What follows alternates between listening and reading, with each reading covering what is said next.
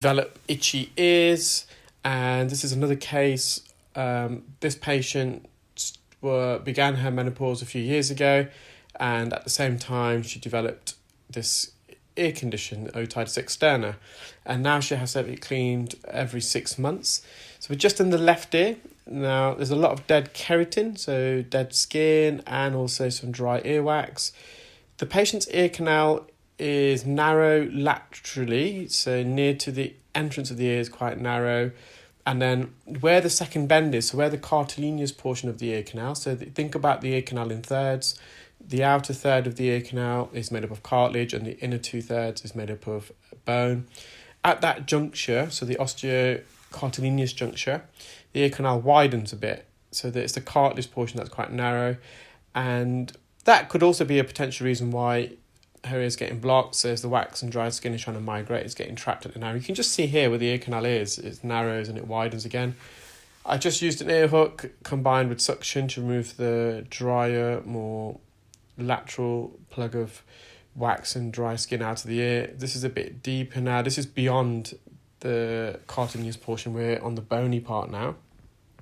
So we're going to be a lot more gentle on the bony part, because whereas the outer third of the ear canal is cartilaginous, so it's semi-flexible and semi-sensitive, and there's a thick layer of skin about 1 millimeter in thickness. The inner 2/3, the bony part of the ear canal, there's just a very thin layer of skin, 1/10 of the thickness of the skin that lines the cartilaginous portion, that is attached, adhered to the bony part of the ear canal. There's no cartilage there, so there's no buffer. If you make contact with the bony part, it won't be a pleasant experience for the patient. So we're just trying to wriggle this out. I think I'm going to use some forceps to also see if I can just pinch this out, but it was quite strongly adhered. So I believe I'm going to just put some olive oil drops in and spray in a moment.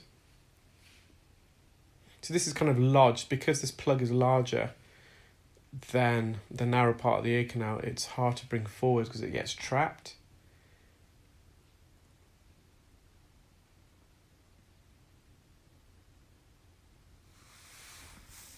I think I just put some olive oil in there, and what olive oil does, it just lubricates the ear canal. It also lubricates the suction process, it doesn't get blocked as you're vacuuming.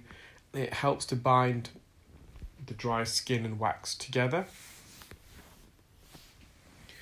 which then enables me to coax this out of the ear. You can just see I'm wriggling it through the narrow part of the ear canal. So there's one lump, and then it's coming out quite easily now in pellets almost. And just see how dry that is. And as I'm entering the ear, you may have seen how bad the patient's otitis externa is. Very dry, rough skin there, very sore, tender skin.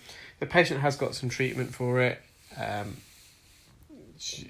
but even with the treatment, she's still suffering from it, and sometimes there's not much you can do, unfortunately.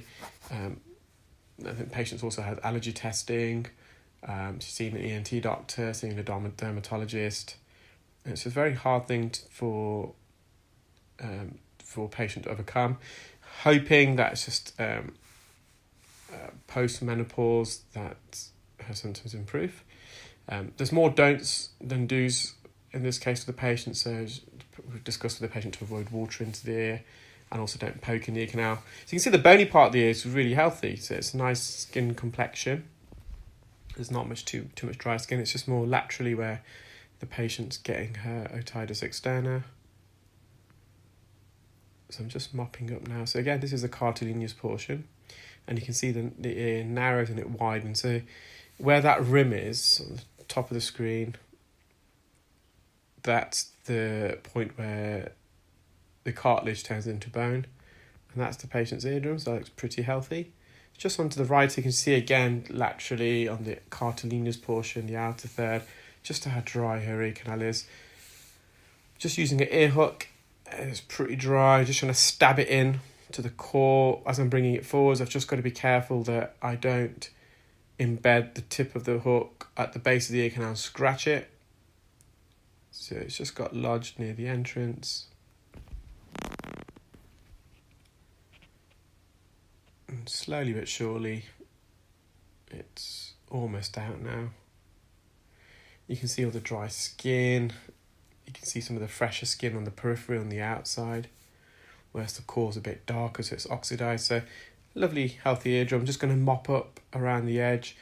Again, similarly to the left ear, the outer third is the part of the ear canal that's really dry. And to get the bony part, it looks pretty healthy.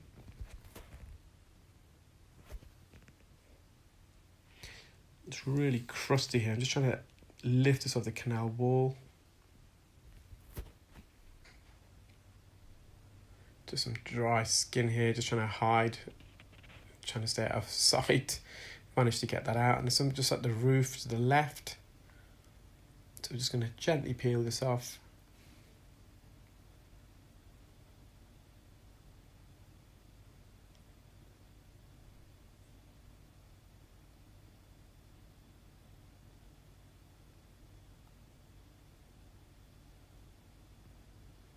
So why do people who are menopausal or premenopausal tend to suffer from dry skin? So it's well known with menopause, it changes their hormones, and some of the epithelial skin is unable to retain the intracellular fluid, the water, the moisture inside the cells, so the skin dries. They tend to dry in other areas, which I won't mention. But again, for me, I have noticed an anecdotal link between dry ears and dead skin and otitis externa and even keratosis obturans and women that are suffering from menopause.